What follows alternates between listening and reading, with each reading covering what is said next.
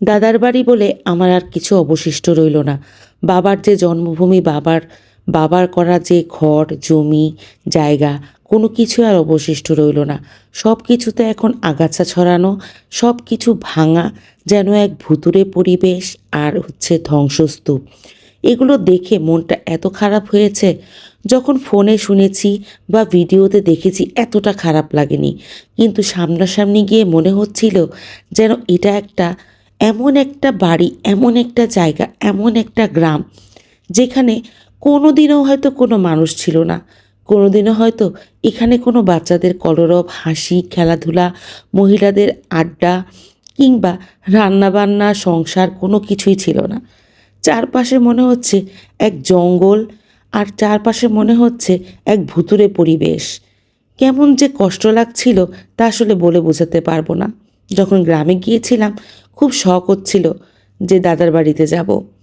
আব্বা যদি জীবিত থাকতো অবশ্যই যাওয়ার পরে দাদার বাড়িতে না গিয়ে কখনোই ফেরত আসতেন না। তাই আমারও ইচ্ছা হয়েছে যে আমি দাদার বাড়িতে যাব।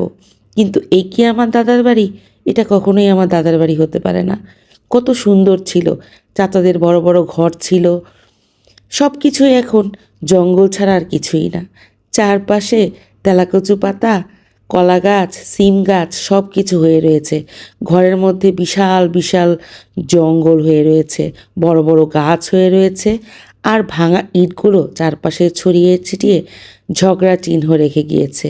গ্রামে বিরাট ঝগড়ার কারণে সব কিছু নিশ্চিহ্ন হয়ে গেছে। শুধু যে আমার দাদার বাড়ি তা না, পুরো গ্রামটাই একটা ধ্বংসস্তূপ। আমার দাদার বাড়ি শুধু আমি হারাইনি, কেউ হারিয়েছে স্বামীর ঘর, কেউ হারিয়ে গেছে দাদার বাড়ি, কেউ হারিয়েছে বাবার বাড়ি, কেউ হারিয়ে গেছে নানার বাড়ি। এরকম চিহ্ন দেখলে, এরকম ধ্বংসস্তূপ দেখলে কার মনে শান্তি লাগে বলেন? এক একটা ঘরে কত না শান্তি ছিল, কত না সুন্দর পরিবেশ ছিল, কত কলরব ছিল, সব কিছুই এখন বিলীন হয়ে গেছে। সন্ধ্যার পর নাকি এই জমিতে এখন শেয়াল এসে ডাকে। এমন একটা অবস্থা, বিকেলের পর এখান দিয়ে কেউ হেঁটেই যেতে চায় না। এরকম পরিবেশে কেই বা থাকতে চায় বলুন? এইরকম দৃশ্য দেখলে মনটা কতটা খারাপ হয়ে যায়। আমি আমার কাকা, কাকি, কাকাতো ভাই ওদেরকে নিয়ে গিয়েছিলাম একটু দেখে আসার জন্য কি অবস্থা, চারপাশের কীরকম পরিবেশ। আসলে এটা দেখার পর মনটা এত বেশি খারাপ লেগেছে, এত বেশি কষ্ট লেগেছে যে বলে বোঝানো সম্ভব না। যেখান দিয়ে হেঁটে যাচ্ছি মন অনেক খারাপ হয়ে যাচ্ছে। কাকি আমাদেরকে নিয়ে গিয়েছে কাকির বাবার বাড়িতে। নিয়ে যাওয়ার পরে কাকি আমাকে নিয়ে গেল, বলো চলো তোমাকে একটু কলমি শাক তুলে দিই, যেহেতু আমি এগুলো পছন্দ করি, যাতে ঢাকায় নিয়ে আসতে পারি। কাকি যে কলমি শাক তুলে দিচ্ছে, যে মানুষগুলো ভালোবাসে সেই মানুষগুলো সবসময় আপনার ভালো লাগার প্রতি খেয়াল রাখবে। আমার আব্বা যেরকম আমাকে ভালোবাসতেন, আমার কাকাও আমাকে অনেক ভালোবাসেন। তার ভাইয়ের যেই বংশধর হিসেবে হোক আর নিজের ভাতিজি হিসেবে হোক অনেক ভালোবাসে, তাই তারাও আমার পছন্দের খেয়াল রাখে। তাকে এত কষ্ট করে অনেক দূর নিচে নেমে আমাদের জন্য এগুলো পেরে নিয়ে আসছে। কাকার বাড়িতে আসার পরে, মানে কাকার শ্বশুর বাড়িতে আসার পরে আমাদের জন্য নাস্তার আয়োজন করেছে, এই যে ছিটা পিঠা, তারপরে দেশি মুরগির মাংস, আরও অনেক অনেক খাবার ছিল, মূলার তরকারি ছিল, অন্য মুরগির তরকারি ছিল। আসলে এগুলো ভিডিও করতে পারি নাই। তো এরপরে হেঁটে হেঁটে সব কিছু দেখতেছিলাম। এগুলো আব্বার জমি জমা, সব কিছু, আব্বার অনেক ক্ষেত আছে, এগুলো হেঁটে হেঁটে দেখতেছিলাম।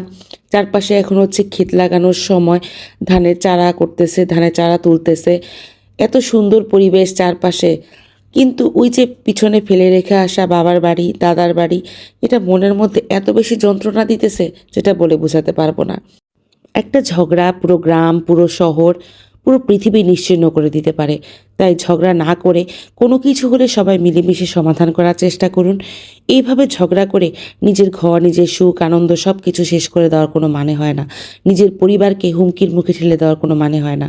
আমরা রাস্তায় একটু মজা করেছিলাম, ফিরে যাচ্ছিলাম শহরের দিকে। সবাই ভালো থাকবেন। আল্লাহ হাফেজ।